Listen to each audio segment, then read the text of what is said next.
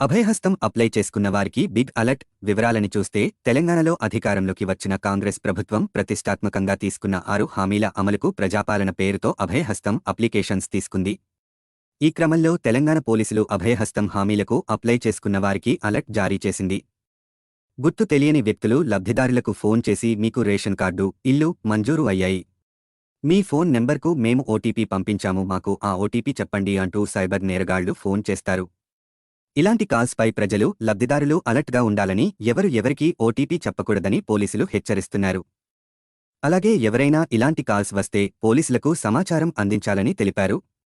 కాగా 2023 డిసెంబర్ 28 నుంచి మొత్తం 8 పని దినాల్లో అన్ని గ్రామాలు, మండలాలు, పట్టణాల్లో ఈ అప్లికేషన్లను స్వీకరించారు.